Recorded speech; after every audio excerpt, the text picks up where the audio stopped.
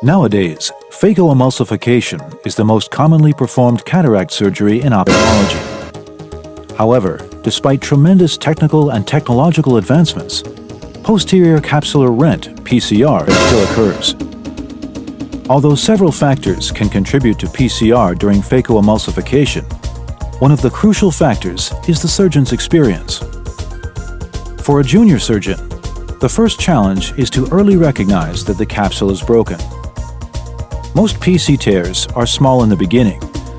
However, without early recognition, the surgical result will likely be disastrous.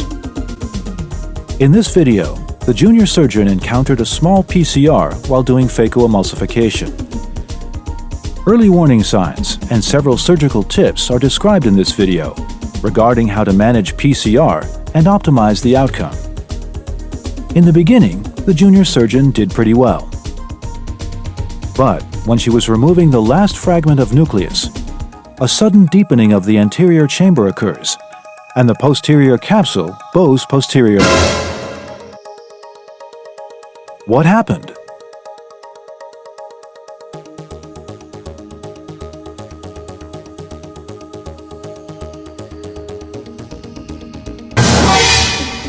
A focal sharp red reflex zone behind the residual lens material can be identified. You'll find it's hard to focus on the hole. Certainly, early recognition will limit the problems. Pausing for a moment and identifying the PCR are very important. Inject dispersive viscoelastic into the area of posterior capsule defect through the side port incision. Protect the tear from extension and tamponade vitreous from coming into the anterior chamber. Rescue. Fill the anterior chamber with dispersive viscoelastic, thereby trapping residual nuclear and epinuclear fragments together and pushing lens fragments away from the hole. Then apply phaco-tip carefully along the edge of the nuclear fragment. Use the chopper as an assistant to move the fragment toward phaco-tip. Here the residual nucleus is removed smoothly without vitreous incarceration. Inject dispersive viscoelastic into the AC and fill the retrocapsule space insulate from vitreous prolapse. At the same time, lowering the IOP and decreasing the vacuum. Alternatively, an experienced surgeon may control vacuum through the foot pedal. Tips for removal of residual cortex without extending PCR. First, radial aspiration of the cortex should be stripped toward the rent. Any force generated away from it will cause its extension. Second, the aspiration rate must be very slow and IOP should be maintained low to prevent pressurizing the anterior segment and driving the cortex into the vitreous cavity. In addition, be sure to refill dispersive viscoelastic whenever there's not enough tamponade between the IA and posterior capsule. Vitreous strands are often hard to see. If you accidentally grab vitreous, the vacuum will rise up immediately, and you have to reflux aspiration right away.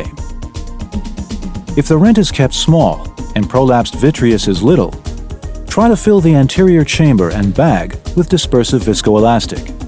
Otherwise, an anterior vitrectomy should be launched. Use cotton swab to test if there are vitreous strains incarcerated at the incision site. Since the posterior capsule hole is stable and small for now, IOL implantation can be performed.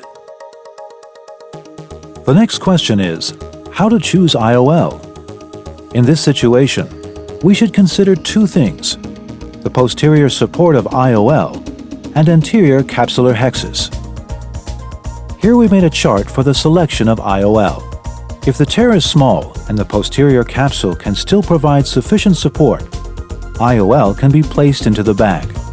If it's a medium tear without zonular weakness and the CCC is well positioned in the center and smaller than the optic, the best option is to place the one-piece IOL in the bag and do a reversed optic capture. In cases of a large tear or tear with peripheral extension, the three-piece lens is advised to be used and placed in the ciliary sulcus if there is sufficient zonular support. Furthermore, If the situation is worse or complicated, a suture IOL or ACIOL may be needed. Now we can apply this chart to this case. The patient has corneal astigmatism around -2 diopter. Since the posterior capsule hole is small, zonule is intact, and CCC is central and complete, I placed a toric IOL in the capsular bag. Rotate the toric lens to be aligned with steep axis. Avoid downward pushing force toward the capsule. Placement of the IA tip on the anterior optic of the IOL for removal of viscoelastic as much as we can do. Close wound with hydration. Lastly, adjusted the toric lens aligned with green line at the steep astigmatism axis again with a blunt tip cannula through the side pore incision and ensure that the main incision is completely watertight. The PCR remains the same after removing nucleus, after removing cortex, and after IOL implantation. The pupil is round and the posterior chamber intraocular lens is well centered. Follow-up refractive outcome is -0.25 diopter. Uncorrected vision from 20/40 on day 1 to 20/20 5 months later. The eventual outcome was no different from that of an uncomplicated case.